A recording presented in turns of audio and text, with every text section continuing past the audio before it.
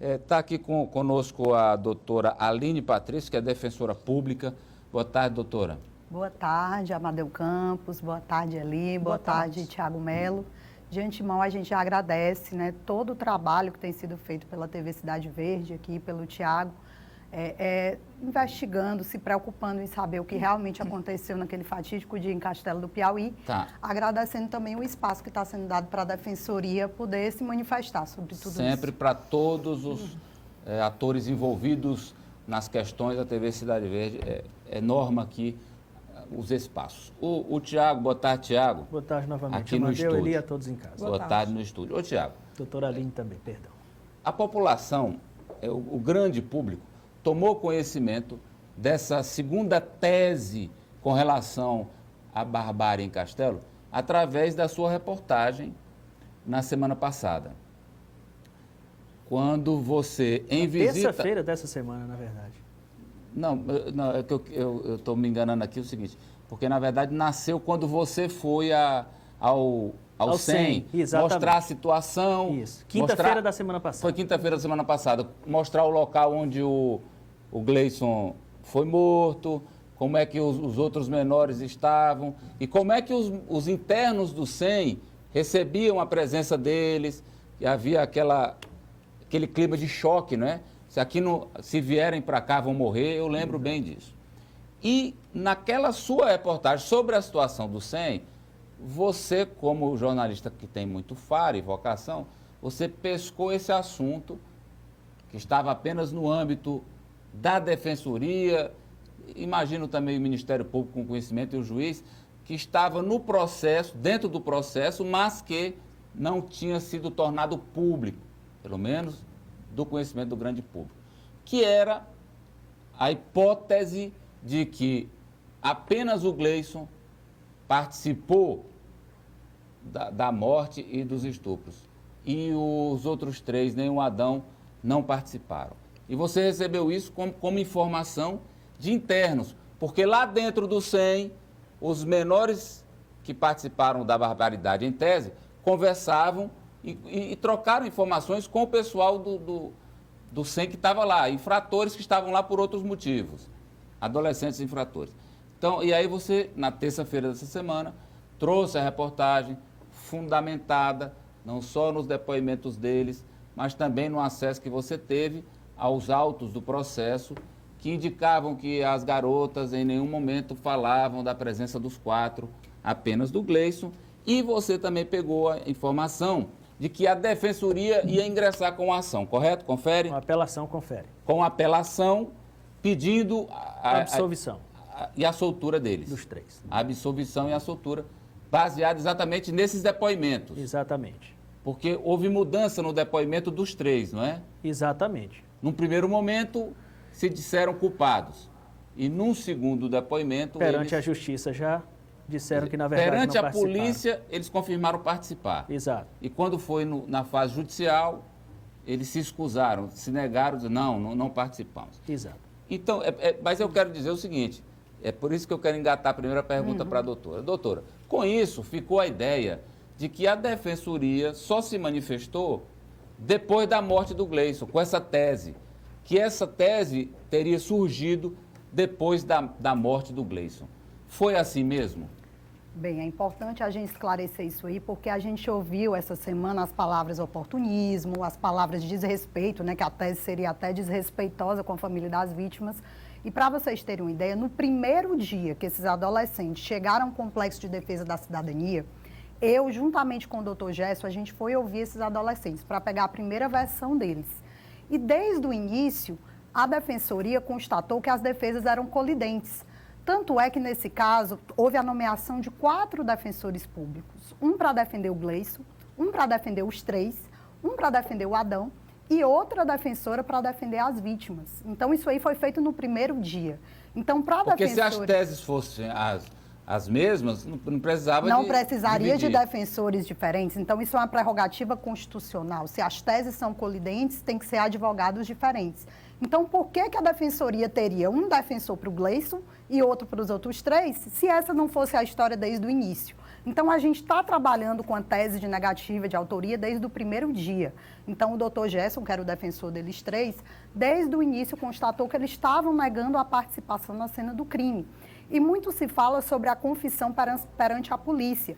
Lá perante a delegada, aqui em Teresina, eles já negaram. Então, existe uma confissão que foi feita em Campo Maior, mas em todos os outros depoimentos, eles já negaram participação. Eles disseram por que confessaram em Campo Maior, doutor? E detalhe, Tiago, é importante que a gente mencione isso. Qualquer confissão feita sem a presença de um advogado ou de um defensor, ela tem valor probatório relativo. Agora, os delegados dizem que a confissão foi feita com a presença do Conselho Tutelar. Exatamente. Agora, nesse momento, eles não tinham ainda acesso à defesa, né? Nesse primeiro momento, a defensoria ainda não estava... Não havia um defensor presente. Não havia um defensor presente.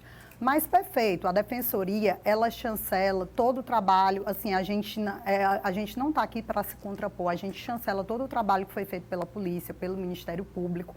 A questão é, qual é a tese que a defensoria trabalha? E aí não é uma segunda tese, como você falou, é a tese desde o início. Indúbio pro réu. Existe um princípio no processo penal que garante, se o conjunto probatório não for forte o suficiente para atestar a autoria delitiva, o juiz tem que absolver. Então, não é que a defensoria está alegando a inocência desses três. A defensoria está alegando que, pelo que foi colhido nos autos, e aí a gente estudou todo o processo, antes a gente optou por não falar em respeito ao segredo de justiça, em respeito à ética, porque isso aí é uma normativa até internacional, né? Processos envolvendo crianças e adolescentes correm sobre o segredo de justiça. Então, tudo isso aí foi feito dentro do processo, com toda a ética, e aí eu louvo a atuação até do doutor Gerson, a gente sabe o quanto ele está sofrendo ataques. Então, eu só queria que a população entendesse uma coisa, o defensor público, principalmente na área criminal, ele tem que garantir a ampla defesa e o contraditório, ele tem que investigar todas as provas, ele tem que utilizar todos os elementos. Se fosse um advogado particular fazendo tudo isso, certamente não geraria toda essa discussão, polêmica. Toda essa polêmica. Então, por que a defesa do defensor público não pode ser uma defesa que vai a fundo, que investiga e que quer a verdade real, que suja realmente Como esse tema é de grande clamor popular, o que está saindo, e a Eli já fez vários registros aqui dos nossos telespectadores, por que a Defensoria está querendo livrar a cara destes três? Por que só está colocando o assassinato nas costas de um que, inclusive, já morreu e não está aqui para se defender? Quais são as provas técnicas, doutora, para esse pedido de absolvição? Detalhe, as alegações finais foram protocoladas no processo com essa tese antes do falecimento do Gleison. Então, não se trata de uma medida oportunista. Ele já morreu, ele não pode se defender, a Defensoria vai jogar toda a culpa nele. Não se trata disso. E a gente, com todo esse arcabouço probatório, e a gente não optou por não falar antes, porque estava em segredo de justiça, mas a própria delegada já mencionou que só foi encontrado material, né, de sêmen do Gleison. As vítimas não reconheceram os outros três na cena do crime. Então, o que é que a Defensoria está dizendo? E estão questionando até a questão dos álibis dos adolescentes. Mas até pela questão do indúbio pro réu, é o Estado acusador, o Ministério Público, que tem que provar que os adolescentes estavam lá. Então, não são eles que têm que provar que são inocentes, o Estado que tem que comprovar que eles são culpados. Se o Estado falhar nessa comprovação, indúbio pro réu. A delegada disse que no calção de dois dos meninos tinha sêmen. Mas aí, material deles. Né? Não tinha nada no corpo das vítimas que evidenciassem que aqueles três estavam na cena do crime. Delegada, a senhora escutou... Perdão, defensor. A senhora escutou o depoimento de 3 menores infratores que estavam internados na cela ao lado de onde o Gleison foi morto. Eles colocaram, porque a gente teve acesso ao documento, que o Gleison falou que teria a promessa de receber R$2.000 e um advogado para defendê-lo de uma pessoa, para que essa pessoa voltasse a residir no município de Castelo. Quem é essa pessoa? Por que isso não foi investigado? Bem, a gente protocolou hoje representação porque a gente só pode atuar quando esses fatos acontecem, a gente só pode atuar quando investiga, quando tem uma comprovação mínima. Então, assim, a Defensoria não é órgão investigador. Então, a gente encaminhou hoje representação tanto para o secretário de Segurança Pública, Fábio Abreu, o comando da Polícia Militar e a Procuradoria-Geral de Justiça, com os áudios gravados e os termos de declarações prestados. Foi sexta-feira, a tua reportagem foi na quinta, sexta-feira a gente esteve lá. Colhemos essas declarações e encaminhamos. Então, agora a gente vai esperar essa investigação. É prematuro a gente falar qualquer coisa, porque não foi investigado ainda, mas que há elementos, né, tem áudios, tem termos de declarações, há elementos que corroboram essa tese aí. O Gleison colocou ao defensor que o defendia da existência dessa pessoa, ele em vida, ele falou dessa situação? Tem um depoimento de um dos adolescentes, e aí vocês já estão me fazendo dar detalhes aqui, tem um depoimento de um dos adolescentes ainda antes do Gleison morrer, dentro do processo que fala sobre isso. O Gleison não chegou a falar, mas outro adolescente mencionou. Porque a questão, muita gente pergunta, mas qual o interesse do Gleison, se ele foi lá e fez sozinho, de colocar esses outros 3 e também o Adão dentro da história? A questão é, Amadeu, é tão delicado esses processos que envolvem adolescentes acusados da prática de ato infracional. Eu já estou naquela vara há 11 anos, eu já peguei vários casos de repercussão e a gente trabalha com um limite temporal exíguo, que são 45 dias. Então, às vezes, o clamor popular, a sede, né, de fazer justiça perante a população, faz com que o processo corra numa velocidade em que, por exemplo, o Adão vai... A senhora admite que pode ter tido... A pressa pode ter atrapalhado um trabalho mais objetivo, mais fechadinho? A questão é, a gente vai ver até agora no processo do Adão, que ele vai a júri popular, que com certeza certas investigações demandam um tempo maior. Então, realmente foi protocolado esse recurso de apelação pela Defensoria, porque a gente entende que o conjunto probatório colhido, as provas colhidas, não são suficientes para condenar esses 3 adolescentes. Mas a senhora ainda não me respondeu qual seria o interesse do Gleison em colocar os outros 3 adolescentes isso aí fica complicado, porque como ele já está morto, a gente não tem mais como averiguar isso aí. Né? Então, a gente não tem como, ele não tem mais como prestar declarações, mas o que está evidenciado é que nada coloca esses 3 adolescentes na cena do crime, pelos elementos que foram colhidos até agora. Doutora, muitos telespectadores participando aqui, impressionados com essa mudança no caso. E a maioria pergunta como é que um só dominaria as 4 meninas. É uma pergunta muito frequente aqui, muito recorrente.